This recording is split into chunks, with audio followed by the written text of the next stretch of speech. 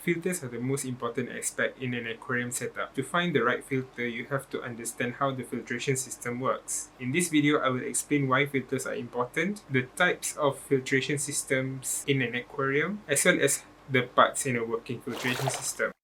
Hey, what's up guys, my name is Ashraf Kaja and I am an aquarium enthusiast. I've been doing this for quite some time and I'm here to share my experiences and my knowledge to y'all. If that seems like one of your interests, please consider subscribing. Filters are important in an aquarium setup because that is the main thing that ensures good water quality. I mean, it's not the main thing, it's the only thing. That and frequent water changes.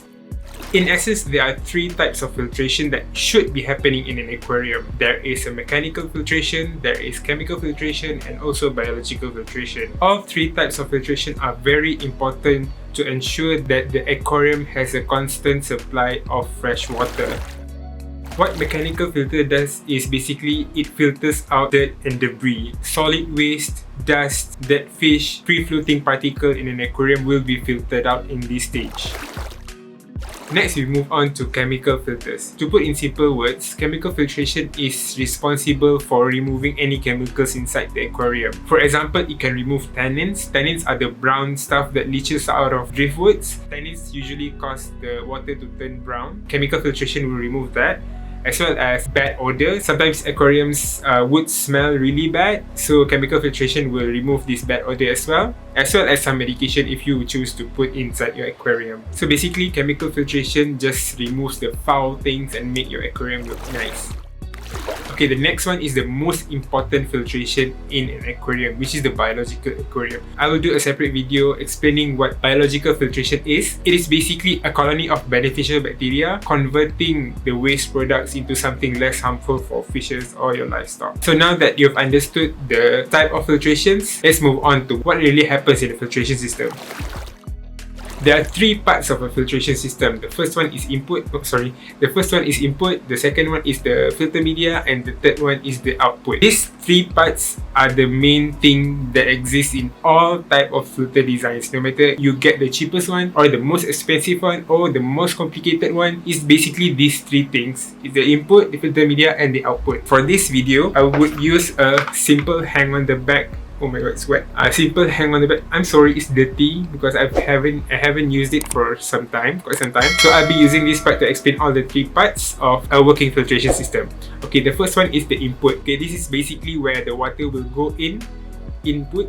The water will go in from the tank into the filter. Okay, so I'll just open this up so you can you see? I hope you can see. Basically, input is this part where the water goes in to the filter system. Sometimes mechanical filter are placed here so that the dirt and debris won't clog up this part of the filtration system. But sometimes they don't put it here, they just put it here so that it'll still block the dirt, but it's not as invasive as it is to be seen in the tank. Okay, next is the filter media. Most of the filters out there comes with this compartment. This compartment is where you put your filter media in. Filter media is anything that can help with the filtration process. So there are a few different types of filter media depending on what type of filtration that is going on. For example, for mechanical filters, usually sponged are used. Other than sponge, filter fibers, filter cottons, stuffs that will physically block the dirt and debris. Okay, next is chemical filter. I don't have any chemical filter media in here. I don't have any in my tanks because I don't really need them. I do constant water changes and I don't worry about chemicals inside my tank. So the filter media for chemical filtration is activated carbon.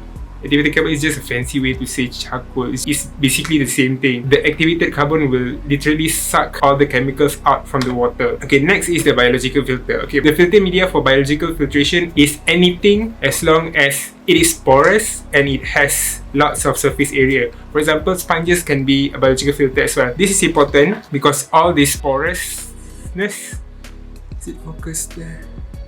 All this porousness, I think, and the surface area will house the beneficial bacteria that will help with biologically filtering the water. When water goes through that, the bacteria will do its thing and make your water less harmful. That's the second part, the filter media. The next part is the output. The output is where the water will go out from the filter back into the tank. So fresher and cleaner water will come out from the output. So basically, those are the three parts that's generally in all types of filter design. Even if you you want to make some DIY filters, it's basically these three parts: the input, the filter media, and the output. So yeah, it applies to all the designs. I'm using this one as an example. This is a hang on the back filter. However, I will talk about filter designs in other videos because there's so many filter designs, and I will do several videos on them because as I said, filtration is a very important aspect in an aquarium hobby, and I would like to be as in detail as possible. As for now, I hope you understand how filtration works, including the type of filtration and the parts in a working filter. And if you don't understand, just rewatch this video. There's no problem. You can just rewatch this video anytime.